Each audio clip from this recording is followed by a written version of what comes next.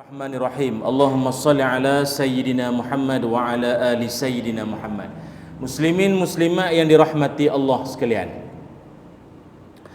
malam ini insya-Allah dengan satu tajuk yang agak ringkas bagi saya lah, tapi insya-Allah besar dan mendalam maknanya untuk kita bincangkan bersama, iaitu yang mendamaikan. Tuan-tuan yang dirahmati Allah sekalian, menjelang tahun 2020, masalah gangguan mental dia jadi satu penyakit paling berbahaya selepas sakit jantung. Maknanya manusia yang boleh terasa hatinya damai, tenang, relax, itu makin lama makin sukar nak dijumpai. Orang yang hidup dia tenang, relax, tak tension-tension tu makin tak berapa nak ada. Kebanyakannya banyak muka tension, banyak penceramah baru bagi salam berkerut dah. Nampak sangat. Dan bukan setakat itu, di Malaysia kita rupanya orang yang mengalami gangguan mental ni jumlahnya bukan sikit. Sejak daripada tahun 2008, jumlahnya 400,227 orang pesakit mental, dan jumlahnya bertambah 2,000 orang saban tahun. Dan saya dipahamkan rakan-rakan kita di Kementerian Kesihatan pun menyebutkan, ditambah pula dengan masuknya tahun 2020 atau era COVID bermula, jumlah manusia yang atau rakyat Malaysia yang mengalami gangguan mental lagi ramai, bertambah ramai dan bertambah ramai. Dan sampai satu tahap, kalau sebelum ini setiap daripada 11 orang seorang, insya-Allah dia tu ada gangguan mental. Namun masuk tahun 2020, jumlah tersebut figure tu dia berubah, iaitu setiap 8 orang seorang. Maknanya dalam surau kita ni berkemungkinan ada tak? Itulah tu. Jadi tuan-tuan pun risau dah nak buat muka berkerut, kan dituduh pula gangguan mental. Jadi muka kena senyum semua, senyum, relax. Tapi kalau senyum tak kena tempat pun gangguan mental juga. Orang cerita kubur, azab kubur, kau senyum, happy pula, nampak Ataupun sama ada disebut Major Depressive Disorder, MDD, bukan MD2, tu nenah. MDD, kemurungan, bipolar disorder, perubahan gangguan mood yang drastik, dan macam-macam lagi lah istilah-istilah dia. Semua tu merujuk pada manusia yang ada jiwa kacau lah. Dan jiwa kacau ni bukan bermakna dia tu gila. Kalau gila Tanjung Rambutan, Hospital Tampoi itu lain. Tu dah memang secara rasminya lah. Secara rasminya dia duduk sana tu kita faham dah, duduk dah. Orang panggil istilah dia dah duduk dalam dah. Tu. Ini yang masih berkeliaran di luar ini, maknanya dia tak secara profesional lagi. Sekali-sekala dia datang, dia punya orang panggil apa? Dia datang dah. Dia punya angin dah datang. Itulah tu. Jadi itu yang kita nak sebutkan di sini, bahawa rupanya akhir zaman nanti ni atau sekarang yang kita sedang berada ini, manusia yang mengalami masalah tekanan, gangguan mental itu jumlahnya makin lama makin bertambah. Sampai bila bermulanya era COVID tu, sampai tahap paling kita tak berapa nak seronok dengar sekali, bunuh diri pun ada. Ramai bunuh diri di kalangan orang-orang Islam kita pun ada. Jumlah tak payah sebut di sinilah, kan menakutkan pula bunyi, tapi memang ada. Maknanya seolah-olah tak mampu lagi berfikir secara waras lagi, tak mampu lagi dah. Sebab tu orang Jawa kabarnya waras. Dia mesti waras, dia mesti sihat, sihat akal, sihat jiwa, damai hatinya. Ada satu hadis yang mana Nabi SAW, ketika saya baca ataupun belajar sikit sebanyak tentang hadis ni dulu, tak boleh nak bayang macam mana orang putih kata how come macam mana. Tapi bila saya teliti akan hadis ini, melihatkan suasana semasa, ada benarnya. Nabi kan mana cakap benda merapu. Wa ma yantiqu anil hawa in huwa illa wahyun yuha. Yang Nabi cakap tu semuanya wahyu. Apa kata Nabi? La taqumu sa'ah hatta yamurra rajul biqabri rajuli fayaqulu ya laitani makanahu. Nabi SAW bersabda, tidakkan berlaku kiamat. Nabi kata, kiamat takkan berlaku sampai bila? Sampailah akan ada seseorang melintasi lalu di kawasan kubur, dan orang tersebut seolah-olah dia bermonolog. Dialog dua hala, monolog cakap seorang. Macam tuan-tuan kan duduk seorang-seorang nak surat, mana ustaz ni? Tu monolog. Cakap seorang-seorang, tunggu di stesen bas, mana bas ni? Mana ada orang dengar? Tuan-tuan kan cakap seorang, monolog. Jadi orang ini kata Nabi, dia bermonolog, dia cakap seorang-seorang di kawasan kubur dengan ayatnya apa? Untung semua korang yang dah mati ni Ataupun senang fahamnya, dia seolah kata, untung kalau aku di tempat kalian. Kalaulah aku dapat duduk di tempat kalian kan lagi best, lagi untung. Apa maknanya? Bercita-cita untuk mati berbanding teruskan hidup. Ada tak manusia macam tu? Tuan-tuan, kalau dah hidup penuh dengan tekanan, kalau sebelum ni kan nak bergerak tak boleh, rentas itu tak boleh, harga barang naik, ayam payah dapat, roti canai naik harga, minyak naik. Disebutkan baru-baru ni monkeypox tu tak ada penawar. Monkey bukan chicken pox, bukan chicken lah, monkeypox tu dikhabarkan setakat ni tak ada penawar. Maknanya sekali kena tu je lah. Habis HFMD kena budak-budak, yang monkey banyak yang kena yang dewasa.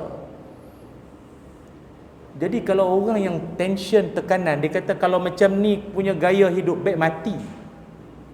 Baik aku mati, tak payah nak mengadap PKP, tak payah nak mengadap harga barang naik, harga tepung naik, ayam tak ada. Kalau sebelum ni roti habis satu Malaysia kan.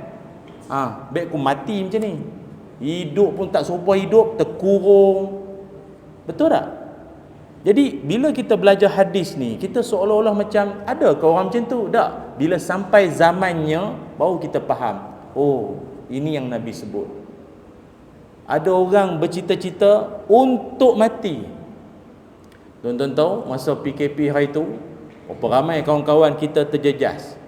Pihak Suruhanjaya Syarikat Malaysia SSM merekodkan ada 13,445 buah syarikat tempatan ditutup satu persatu sampai November tahun 2020. Dalam setahun 13,000 lebih syarikat orang kita ditutup. Bukan gulung tikar, koyak terus tikar tu. Kalau gulung makna boleh buka balik, dia koyak terus. Habis pekerja semua lari habis, tak boleh nak bayar gaji. Tak mampu dah. Teruk sangat. Kalau dalam industri pelancongan, yang hotel yang apa tu kan, 30,000 hilang kerja, 10,000 dicutikan tanpa gaji, dan yang lain-lain banyak dipotong gaji. Bos-bos, board of director semua tak ada gaji berapa bulan dah. Dah kali jual share, jual saham semua. Kalau macam tu punya jadilah tuan-tuan, ada tak kemungkinan manusia yang akan kata baik mati kalau macam ni? Betul tak? Itulah tu yang kita sebut. Maknanya dia rasa hidup ni dah terlalu menekan, hidup ni dah tertekan sangat, dan dah tak ada jalan lain melainkan yang boleh mendamaikan hati dia, mati. Nak tajuk kita kan yang mendamai. Baik mati. Dia tak tahu cerita selepas mati tu lagi dahsyat. Cara minta mati tu macam amalan banyak sangat dah tu. Jenis subuh pukul 11 pagi minta mati. Elok sikit, taubat dulu. Mayang tak pernah, mayang raya mujur. Jangan. Kecuali kalau ada orang yang memang hidup dia ni sakit, kronik, kritikal yang melampau sangat, tak boleh nak buat apa dah, tu cerita lain. Tuan-tuan pernah jumpa kan orang yang terlantar sakit, yang sakitnya itu dah memang, kata doktor kalau ikutkan adat lah, pengalaman saya lah, macam ni punya gaya punya sakit, 2 bulan paling lama lah. 2 bulan paling lama lah. Dan dia yang terlantar sakit tu pun, dia dah mula rasa macam dia tu menyusahkan dah. Isteri siang malam jaga basuh berak semua itu ini, sampai bini yang jaga tidur tak menentu, darah tinggi naik sakit kepala, anak jaga ulang-alik bergilir jaga, sampai bergaduh adik-beradik. Kau lah juga jaga bapak, kau lah, aku lah, cuti aku dah habis, kau tahu tak? Abang lah pula jaga, adik lah pula, kau dekat dengan bapak, perempuan bergaduh-gaduh. Abah ni yang duduk di tepi katil dengar-dengar, baik aku mati macam ni. Betul tak? Sakit yang doktor kata tak ada harapan, tapi ahli keluarga terpaksa korbankan nak jaga. Kalau macam tu lah seorang pesakit tu, boleh tak minta pada Allah moga dia mati terus? Boleh tak? Nak angguk, risau. Nak geling, nanti dulu. Kot ada ceritanya kan. Jadi tuan-tuan pun tak tahu lah apa nak buat. Angguk tidak, geling tidak. Jawabnya ialah boleh. Nak minta pada Allah khusus, dia khusus, bukan semua. Khusus bagi orang-orang yang dia dah tak ada harapan lagi dah. Kalau dari sudut adatnya lah, kalau hidup pun banyak menyusahkan keadaan, anak kena keluar duit lagi banyak, kena macam-macam lagi. Kalau dia nak minta pada Allah moga dia mati untuk tidak menyusahkan lagi orang hidup, boleh, syarat. Dia ada syarat, bukan boleh minta macam tu lah kan. Setakat kalau mari surau, tengok untuk imam satu pun tak ada ni, nampak gaya aku je lagi ni jadi imam ni, ya Allah matikanlah aku sekarang ya Allah. Janganlah macam tu. Amboi minta mati terus. Relax lu, mati jadi makmum. Nyoroklah dalam tandas, benda takkan tak pernah buat. Nyoroklah tandas perempuan pun ada. Nyoroklah sekejap. Kan benda boleh adjust. Takut sangat jadi imam tu. Jadinya kalau nak minta pada Allah agar mati, ya, dengan syarat, ada cara dia. Doa dia begini. Tuan-tuan nak rakam lah, aku nak minta dengan. Doanya ialah Bismillahirrahmanirrahim. Allahumma ahyini ma kanatil hayatu khairan li wa tawaffani iza kanatil wafatu khairan li. Ya Allah, teruskan hidupku sekiranya hidup tu baik untukku, dan matikanlah aku kalau mati itu baik untukku. Amin. Amin dah. Allah.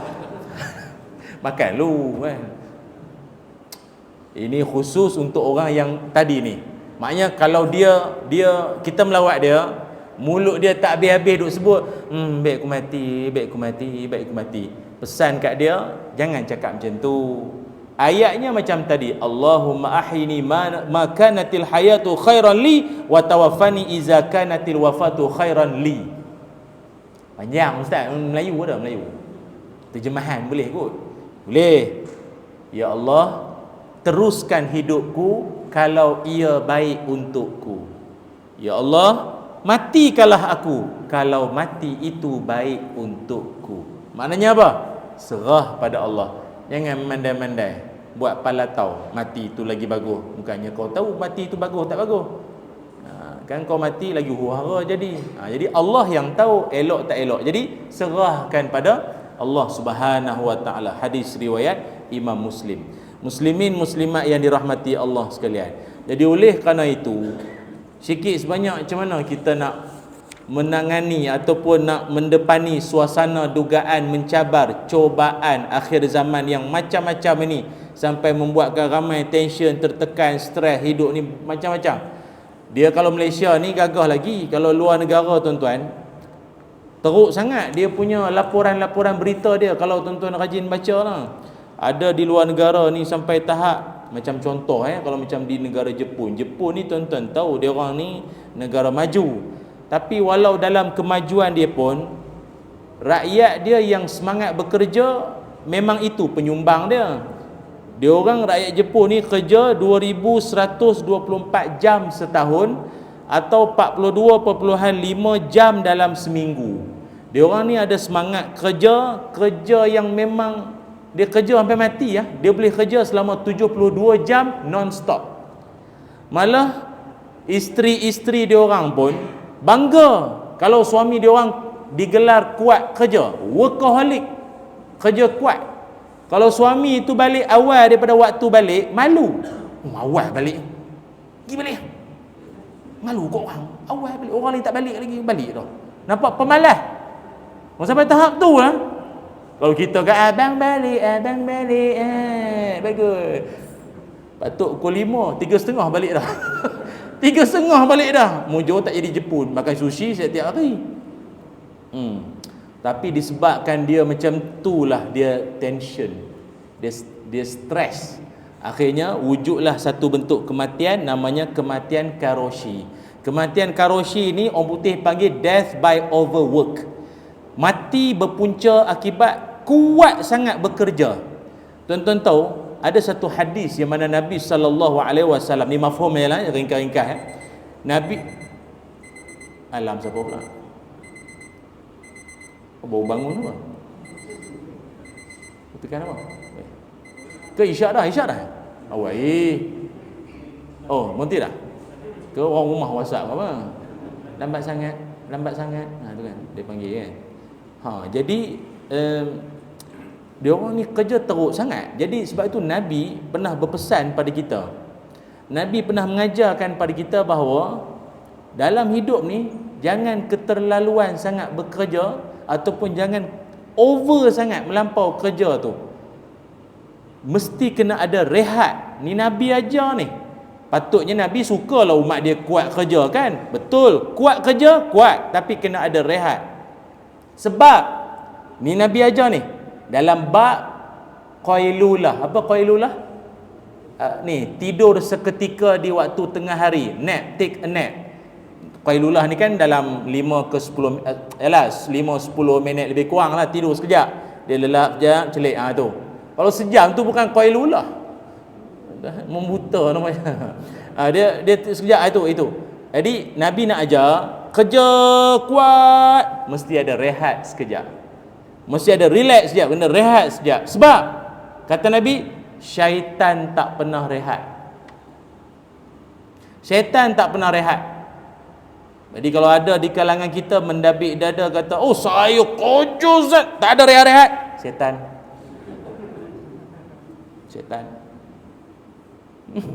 Syaitan tak rehat. Kita pernah dengar syaitan rehat? Dia tak pernah rehat. Dia takkan rehat. Jadi kalau tuan-tuan kerja sampai tak ada rehat, syaitan. Kasar tak? Buat macam mana? Dah itu maksud dia, kau tak faham ke? Kerja sampai tak ingat surau, tak ingat masjid, mengaji, belajar, keluarga, masyarakat, kenduri, orang meninggal, jiran sakit, tak peduli langsung. Jadi apa ni? Itulah tu, dah jangan banyak kali ingat. Kan? Jadi oleh kerana itu, kalau melampau sangat pun akhirnya akan menjadikan kita ni tension, tak tentu arah nanti. Maka Nabi SAW mengajarkan ada beberapa amalan-amalan agar kita ini jangan sampai teruk sekali sampai membunuh diri. Semua orang bunuh diri ni dahsyat. Dalam satu hadis Nabi pernah sebut, man qatala nafsahu bi syai'in fid dunya uzziba bihi yaumal qiyamah. Siapa-siapa yang membunuh dirinya dengan sesuatu, maka dia nanti akan diazab dengan sesuatu yang dia guna untuk dia mati itu. Dia mati secara terjun, maka dia akan terjun dalam neraka, khalidan mukhalladan fiha abadah, selama-lamanya. Terjun dalam neraka, naik balik, terjun dalam neraka, naik balik, sampai bila-bila. Tuhan marah sangat. Kau seolah-olah mendahului takdir. Aku dah tentu dah ajal kau mati. Sibuk nak kan? Awal pada masanya lagi dah. Tension sikit dah macam-macam jadi. Kalau mati tikam cucuk, menikamlah dia seorang-seorang dalam neraka nanti, tak tahu sampai bila nanti. Na'udzubillah min zalik. Jadi oleh kerana itu, macam mana agak kita nak menangani isu macam-macam tekanan, tension akhir zaman, banyak dugaan berlaku pada kita ini. Kita kongsikan beberapa amalan untuk tuan-tuan buat pedoman bersama. Yang pertama, sebelum tu saya nak wawarkan juga buat penonton-penonton di Facebook ya. Bagi anda yang juga tuan-tuan jugalah yang ada di sini, kalau ada yang masih lagi belum menyertai ibadah kurban, bolehlah menerusi Yayasan Budi Ihsan Malaysia yang akan melaksanakan ibadah kurban di luar negara dan juga di dalam negara. Itu istimewanya lah dengan YBIM ini. Luar negara pun dia, dalam negara pun kita buat sama-sama juga. Nombor ada di skrin di bawah ini untuk anda hubungi insya-Allah, atau boleh scan kod QR tu ya.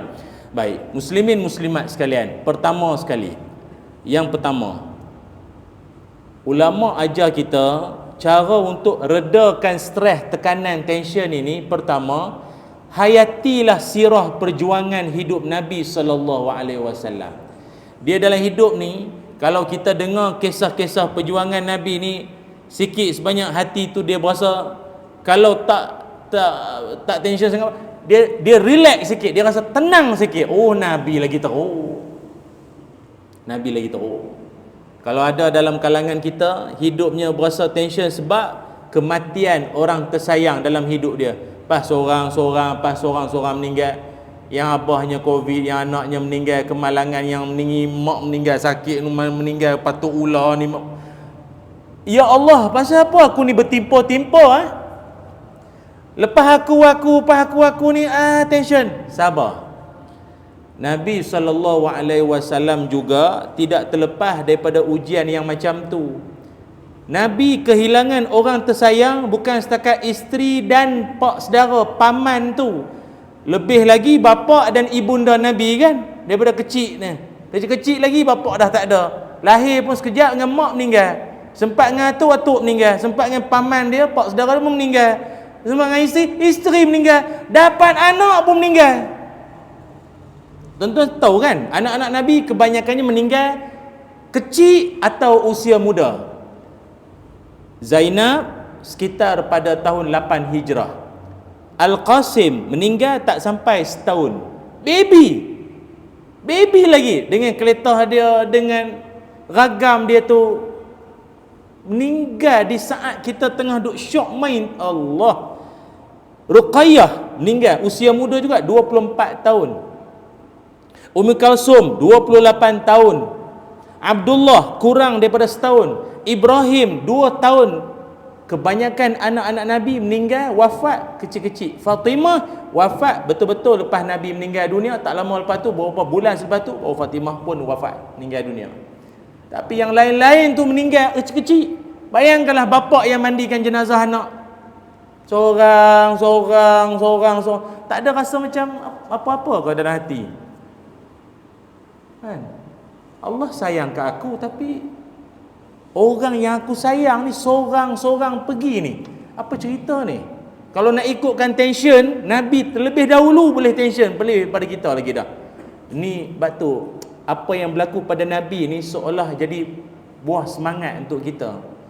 Itu je nak ajar. Kalau ada dalam kalangan kita kata, teruknya aku kena sakit tu, hari tu COVID, lepas tu ada pula kena ni sakit tu HFMD lah, apa kena sakit demam, sakit muntah apa itu. Relax tuan-tuan. Nabi SAW pernah tak sepanjang hayat Nabi diuji dengan sakit? Nabi pernah tak diuji dengan sakit? Orang kata gering. Nabi pernah mengalami gering tak dalam kehidupan baginda? Kalau ada orang kata Nabi sepanjang hayat sampai wafat tak pernah sekali pun sakit, kita minta maaf, salah kenyataan gitu. Nabi pernah. Allah izin Nabi pernah sakit. Sakitnya Nabi macam mana? Diceritakan oleh Ibnu Mas'ud radhiyallahu an, yang mana pada waktu itu dia sendiri pegang tubuh Nabi dan dia kata, la tu'aqu wiq'an syadidan. Dia kata, ya Rasul, panasnya badanmu ya Rasulullah, badanmu panas. Panas sungguh ni badanmu ya Rasulullah. Zaman tak ada termometer kan masa tu. Nak agak panas-panasnya, panas, memang panas. Lalu apa jawab Nabi? Ajal. Saya ringkas lah ya ayat ni. Nabi sebut, anni u'aku kama yu'aku rajulani minkum. Ya, of course, aku pun sakit, aku pun ada panas atau demam yang aku alami ini, yang mana demam panas yang aku alami ini bersamaan dengan 2 orang yang demam di kalangan kamu. Rajulani minkum, 2 orang yang demam di kalangan kamu. Orang biasa demam suhu berapa? 40. Biasa kalau 40 tu masuk ubat punggung lah. Kalau budak lah. Suhu 40 darjah Celsius biasanya itulah demam. 40. Nabi kata apa? Aku punya demam 2 kali ganda. 40 kali 2 berapa? Lebih kurang 80. Suhu mendidih berapa? 100. Lagi sikit nak mendidih. Panas tak? Ini membuatkan lepas ni kalau kita sakit sekalipun, bayangkanlah Nabi lagi berat, lagi teruk, lagi dahsyat yang ditanggung oleh Rasulullah sallallahu alaihi wasallam. Saya sendiri secara peribadi pun sakit-sakit demam, muntah ke apa pun bayang, Nabi lagi teruk, Nabi lagi teruk. Tara teruk tu pun bangun sembahyang malam. Demam pun bangun sembahyang malam. Ni ada orang ajak sembahyang malam, demam. Teruk. Balik, dia terbalik habis.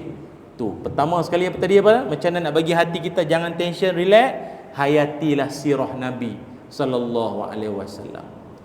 Dia kata saya hidup dengan isteri saya Ustaz, macam-macam lah perempuan punya mulut. Relax. Baru seorang brother. Baru seorang. Faham? Ke saya salah jari ni? Betul eh? Betul eh? Seorang. Relax. Nabi. Ni 11. Nabi tambah lagi satu, bukan 2, 11. Isteri Nabi 11 orang. Di kebanyakan yang kita biasa dengar banyak tu 9 orang. Tak apalah, ramai lah 9 orang. Walau isteri Nabi tetap perempuan, tu kena ingat. Dia ada angin dia. Saya tak kata isteri Nabi semuanya mulia, tapi ragam perangai karena tak lari bahawa dia juga perempuan dan dia juga manusia. Isteri Nabi, tapi dia ada perangai dia yang tersendiri. Yang sekali-sekala Nabi pun panjanglah ceritanya. Kan? Jadi membuatkan kita bila dengar aja, relax, aku seorang pun dah dah migraine dah. Nabi 9, 11, relax kan. Kalau hidup berumah tangga tak pernah gaduh, pelik. Tuan-tuan janganlah pula anggap kalau yalah salah faham suami isteri itu sebagai tanda dah penghujung dah jodoh kita ni. Amboi, sikit-sikit penghujung dah, dia gaduh tu normal. Cuma yang kita peliknya hari ni, orang sekarang ni tak tahu kenapa dia mudah sangat. Pagi bernikah, petang berpisah, pagi bernikah, petang bertingkah, pagi bernikah, petang minta fasah. Sekejap sangat. Kita yang hadir kahwin dia tu, akad nikah dia, dah naik turun mahkamah dah ni, pejabat agama ulang pakai spek hitam. Macam tu kan, gaduh je spek hitam. Masuk surat khabar muka depan, tidak lagi sebumbung. Tu dia. Kami tidak sepahaman. Nabi walau macam mana sekalipun ada onak ranjau duri dalam rumah tangga, steady ya. Dan ingat tuan-tuan, kalau ada orang kata saya tak pernah gaduh, poyo. Suami isteri kata saya sekali tak pernah gaduh dengan isteri saya, menipu. Gaduh itu normal. Orang tua-tua kita dulu gaduh tak? Itu pun bersusun anak 8, 9, 10 tuan-tuan. Relax, bahagia kan? Pasal dia pandai gelecek. Budak sekarang banyak lurus, dia banyak pembaris. Budak-budak sekarang banyak pembaris sangat. Main bola mana ada orang sepak terus sampai gol. Nanti dulu dia mesti mau gelecek. Faham tak gelecek? Gelecek, jatuh, buat-buat aduh. Dia mesti ada. Tu yang P. Ramlee buat cerita. Mula-mula tempek tutup sini, esok tutup sini. Lalah dia pun lupa tempek mana mata cik. Tuan-tuan tak tengok ke cerita tu? Tak tengok pula. Tu bagus. Dia kena ada drama sikit. Tapi hujungnya bahagia. Tu saja orang tua-tua kita dulu. Dia ada resepi lah. Budak sekarang straight sangat. Pandai-pandailah patutnya. Dah straight sangat nak habis jadi. Jadi kalau sekat gaduh-gaduh itu normal sebenarnya. Saya tak pernah jumpa lagi ada orang kata alhamdulillah ustaz sekali tak pernah bergaduh 10 15 tahun. Kalau saya gaduh pun saya geram dengan suami saya kata abang bodoh. Tu jelah. Lelaki saya pun kena geram ni balas balik, awak pun bangang tu. Tak ada, tak sihat macam tu.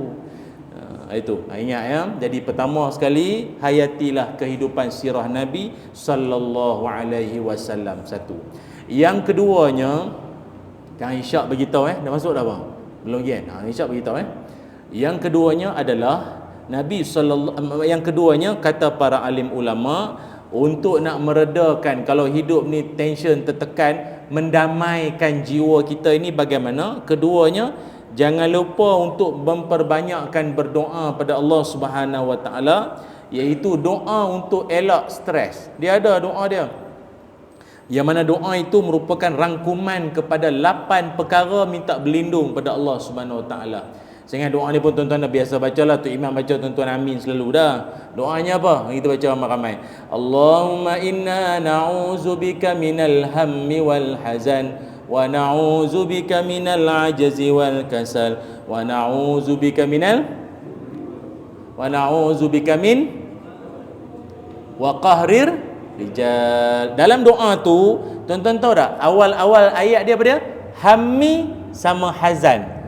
Hammi dengan hazan ni, inilah dua penyakit jiwa kebanyakan orang kena. Apa dia dua penyakit jiwa tu? Pertama hammi, kedua hazan. Agak-agak dalam surau kita ini, tuan-tuan yang mana? InsyaAllah ada. Hak cakap pun sama. Tak hammi, hazan. Jadi kalau tak hammi ke hazan, kita dengarlah azan.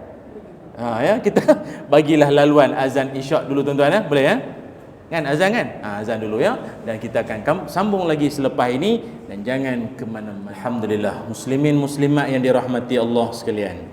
Kembali kita menyambung sembang-sembang kita berkaitan tentang tajuknya yang mendamaikan, gitu ya. Yang keduanya tadi apa? Iaitu memperbanyakkan doa pada Allah. Yang doa tadi saya nak highlightkan yang awal tu, yang mana Nabi sebut atau dalam doa itu, ya Allah kami mohon berlindung padamu, termasuklah hammi wal hazan. Apa makna hammi? Hammi ni lebih kepada risau perkara-perkara yang belum jadi lagi. Dia tak jadi lagi, tapi dia dah ada risau. Dia dah ada bimbang. Benda belum jadi tapi dia ada risau dah. Apa makna hazan? Menyesal benda dah jadi.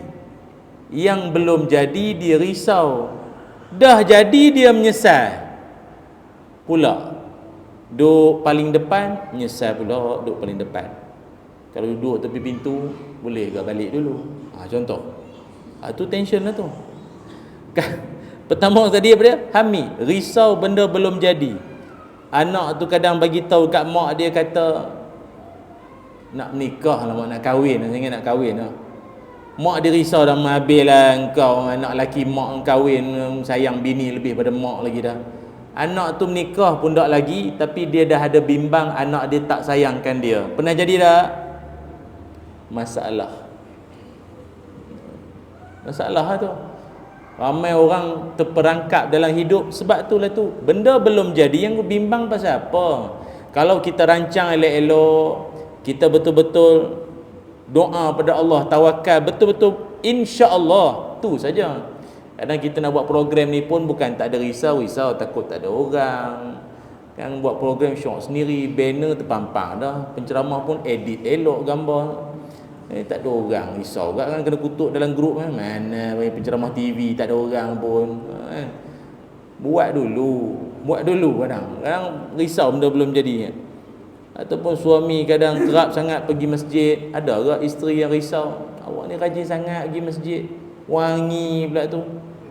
Sekali pihak surau nak buat sejamuan hari raya, tema dia baju raya, kenalah bersamping. Isteri kata, awak ni raya ke majlis lain ke apa ni? Kita nak ikut dia tak bagi. Kan? Janganlah risau, ni semua setia belaka semua ni, suami-suami boleh percaya semua ni. Setakat ni lah. Itu yang pertama. Yang kedua, itu saya ulang sekali lagi, itu masalah jiwa. Risau sampai melampau sangat. Ada satu cerita tak betul yang saya nak cerita kat tuan-tuan.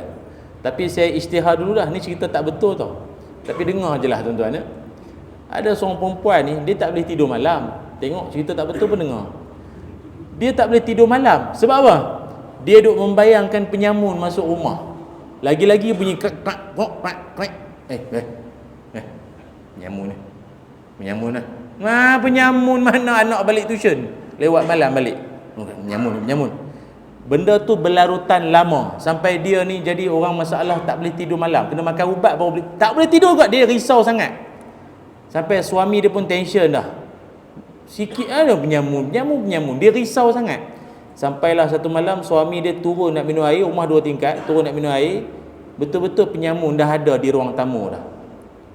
Jadi penyamun tu buat kerja dia lah, ambil barang apa patut. Suami dia kata, penyamun oh saya penyamun. Oh, jom jumpa orang rumah saya ajak, isteri saya. Pasal apa pula, tak pernah pula orang ajak bersilaturahim pula dengan isteri pun Jom lah, ikut je lah. Jom. Tapi saya nak curi lagi ni. Nanti lu, jom lu. Pergi jumpa isteri dia. Yang ni penyamun ni. Oh penyamun. Baru masuk. Dah lah. Penyamun tu tak faham. Bang, nak tanya sikit lah bang. Kak, ni apa ni? Apa nak perangkap saya report balai ke apa ni?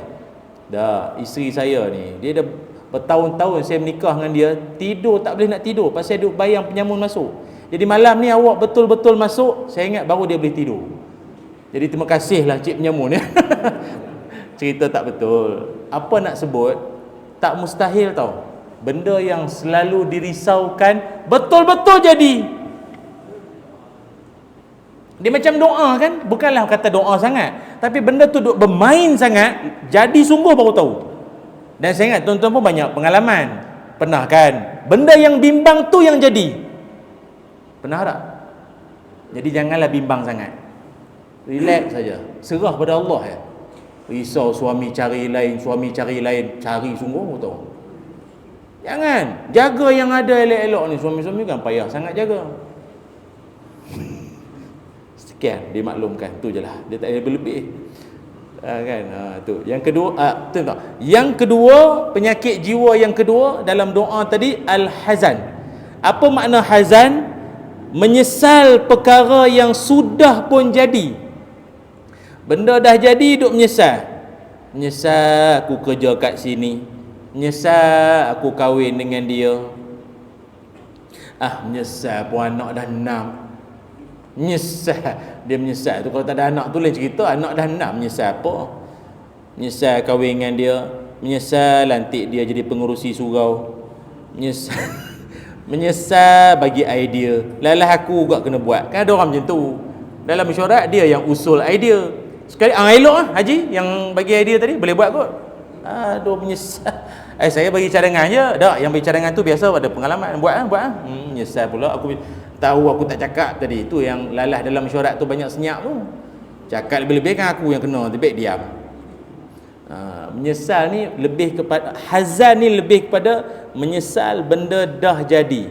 Sebab itu tuan-tuan hati-hati. Setan ni dia paling berkeupayaan, berkelebihan sangat untuk dia nak hasut orang supaya menyesal benda-benda yang dah jadi ni. Nama setan, dia setan ni dia ada portfolio dia ada apa panggil job scope. Macam contoh yang kacau rumah tangga, bagi bercerai-berai, bergaduh, berperang tu apa? Dasim. Tu nama dia, Dasim. Lagi Allahumma salli ala sayyidina Muhammad, yang kacau maknanya untuk orang yang tengah dalam tension ni, tekanan ni, dia bagi lagi serabut, dia bagi itulah dia secara bisikkan lah, dia tak cakap lari kita, dia bisik dalam hati kita. Itu nama syaitan tersebut dikenali sebagai syaitan tabr. Nama dia tabr. Dia tugas dia itu, dia cari orang-orang yang sedang dalam masalah, dia bagi cocok lagi. Itulah. Tapi syaitan pun tuan-tuan tahu kan, minal jinnati wan nas, dari kalangan jin, tak nampak, atau di kalangan dan di kalangan manusia. Mari dekat kita, itulah syaitan. Kawan pergi masjid, selipar hilang, itulah. Kalau tak pergi mesti tak hilang. Setan tunggu. Betul tak? Ada tak tu? Ada tak kawan-kawan macam tu? Tak tergamak nak sebut, tapi dia tu dah grup WhatsApp tu dah tu. Dia dah group dah, tapi bukan admin lah dia tu. Tober. Itu admin dia. Admin group dia. Ya Allah. Patut pesanlah sabar ke apa dak. Dia dan orang yang ditimpa musibah ni pula, dia tak berakhir setakat dia menyesal seorang-seorang. Rentetan dia ada selepas pada tu. Biasanya orang kena musibah ni, dia akan ada 3 perkataan rangkaian daripada tu. Kenapa? Kalau sepatutnya. Kalau tuan-tuan perasanlah. Kenapa? Kalau sepatutnya. Kenapalah aku yang kena? Kenapalah aku yang kena? Kalau tahu aku nak kena, sepatutnya itu. Perasan tak ayat tu dia macam bersusun elok dah. Banyak-banyak orang kena banyak macam tu. Na'udzubillah lah. Ada kot kawan-kawan kita macam yalah, anak naik motor pergi masjid, bukan pergi mana pun, pergi masjid, balik-balik accident bukan langgar orang pun, dia sendiri tu jalan licin ke apa, longkang, meninggal. Punyalah sedih mak dia, kenapalah anak aku, kenapa anak aku, kenapa anak dia, kenapa anak aku, dia kata. Sepatutnya, nampak? Kenapa? Sepatutnya yang mati tu budak haram tu, haram tu mati. Itu siang malam nak angkat kaki, angkat nak jadi Superman, tak mati-mati. Sepatutnya yang mati yang tu patut. Nak aku pergi masjid mayang mati. Kalaulah aku tak bagi dia keluar tadi, kan tak mati. Nampak? Kenapa? Sepatutnya kalau. Akidah boleh tergugat kat situ. Sebab itu Nabi SAW sebut dalam hadis, wa in asabaka syai'un fala taqul law anni fa'altu kana kaza wa kaza. Nabi ajar tiap kali mu kena musibah, jangan duk sebut kalaulah aku buat itu, buat ini, buat itu. Kalaulah aku nak tahu benda nak jadi, kalau aku buat itu, buat ini, buat itu, buat ini. Akan tetapi Nabi kata, qul qaddarullah. Ini semua ketentuan Allah. Fa inna law tuftahu amal syaitan. Siapa cakap kalau di sebalik musibah tu, maka ia membuka pintu syaitan nak lebih menggoreng lagi dalam jiwa kita. Itulah aku dah cakap lama aku tak dengar semayang lagi. Kau semayang tak semayang sama lagi lah. Itu Nabi ajar kita. Jangan duk berkalau-kalau. Jadilah apa nak buat. Sebut apa tadi? Qaddarullah. Ini semua ketentuan Allah. Tu je. Ketentuan Allah. Kereta saya berapa kali aksiden? Ketentuan Allah. Selipar saya berapa kali hilang? Ketentuan Allah. Tapi malam ni warna hijau, jangan ambil tau.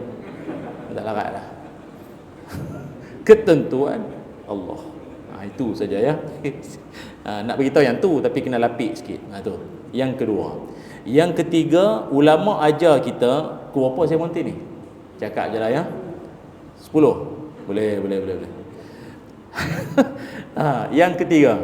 Yang ketiganya adalah ulama ajar kita hidup takkan jadi tension, tak stres, tak melampau, hati kita ni tak jadi orang panggil apa ya, serabut, damai saja hati. Kalau yang ketiganya, kita ni jangan terlalu ambil hati sangat. Jangan terlalu nak ambil hati sangat. Lebih tu nak buat apa? Abaikan saja, usah peduli kritikan, kutukan, hinaan orang. Dah. Tuan-tuan kalau dalam hidup sibuk nak ambil hati orang, maaflah, sewil. Boleh jadi sewil tau tak? Jadi bengong. Jangan saya nak tanya tuan-tuan. Tuan-tuan dalam hidup boleh ke serentak kita boleh puaskan hati semua orang? Takkan boleh. Patutlah orang bijak pandai kata, siapa yang boleh buat semua orang puas hati dengan dia, dia tu gila. Betul tak? Hanya orang gila saja yang semua orang puas hati dengan dia. Gila. Mana? Tak berseluar, tak berkasut. Ada orang marah dia. Ada orang nak petikai dia. Apa orang gila ni? Fikir lah. Dia tu yang gila. Orang nak cakap apa? Habis, selesai. Orang tak cakap lagi dah. Jadi faham tak? Kalau tuan-tuan dalam hidup sedaya upaya nak bagi semua orang puas hati, welcome to the club. Habis tu macam mana? Buat sehabis baik. Saya kalau bercakap ni pun kadang orang kata, dalam TV kelakar, luar ni garang. Buatlah kelakar sikit. Orang ngantuk-ngantuk ni buat kelakar. Ustaz tu memang dia tak ada modal sangat kan, dia buat lawak aje kan. Dia tak ada isi sangat kan, kelakar sangat. Ustaz tu pasal dia suka menyanyi ya, menyanyi. Dia tak dapat kot masuk kilauan mas dulu ni pasal kan mas singer ke kan, I Can See Your Voice ke, dia tak dapat masuk kot. Dia ceramah tu. Letih ni. Kita tak tahu nak buat macam mana lagi. Berceramah sambil nyanyi, orang kata itu. Berceramah serius sangat, orang kata ceramah macam nak kiamat. Orang ceramah buat kelakar, dia kata raja lawak. Lepas tu kau nak apa ni? Nak apa? Jadi hidup buat yang terbaik sudah. Lepas tu saya sikit sebanyak, kita tak pernah ambil hati ya. Dia nasihat, saya ambil. Dia tegur, saya ambil. Tapi saya tak ambil hati. Sudah. Ambil hati ni faham kan? Dia bawa sampai ke sini. Dah, jangan. Banyak lagi yang aku nak isi dalam hati ni. Tak ada pasal aku nak ambil kau punya ni. Tak payah. Kadang kita ceramah, ada agak muka-muka buat macam tu kan. Dia buat macam tu kan. Oh, dia ni kenapa? Ramai lagi senyum yang kau tengok dia seorang pasal apa? Dia kan ada ulcer. tak payah nak tension. Relax. Buat sehabis baik tu saja. Orang nak cakap tu mulut orang tu saja. Ada seorang tu dia nak buka kedai.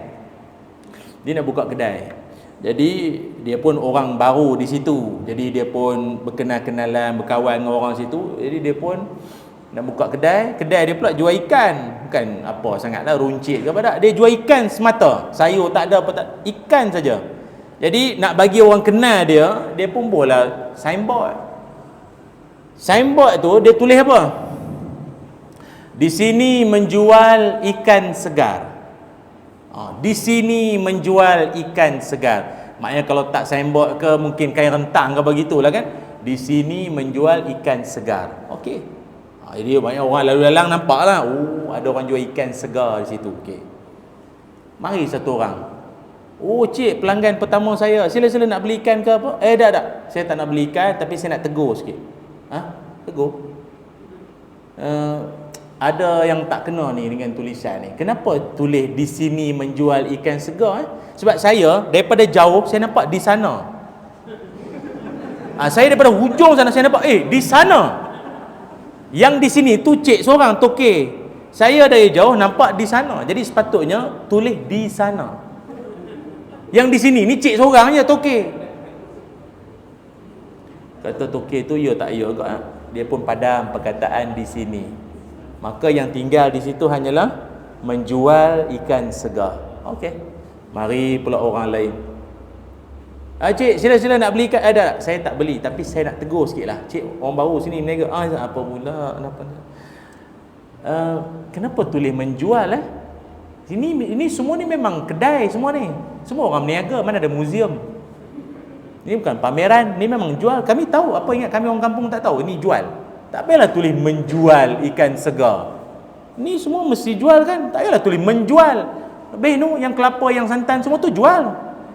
Tak payahlah tulis menjual. Apa ingat awak seorang jual sini? Padam perkataan menjual. Maka yang tinggal ikan segar.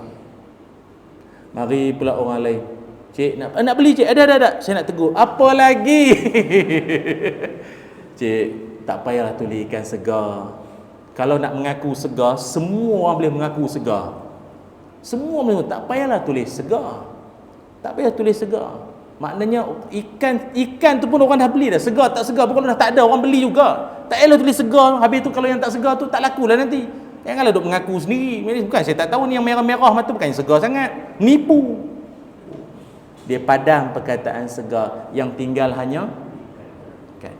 Itu pun ada lagi yang datang. Maaf, Baru berniaga sini ke? Saya baru berniaga sini, cik nak beli. Saya tak beli. Tapi ingat, kami orang kampung bukan bodoh tau. Takkanlah kami tak tahu beza arnab dengan ikan. Tak payahlah ketul ikan di situ tulis. Tak payahlah tulis ikan. Apa? Ingat kami tak tahu ni arnab ke ikan?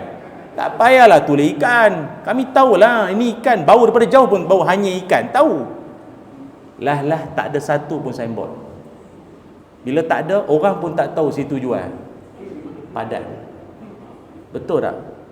Apa pelajaran dia?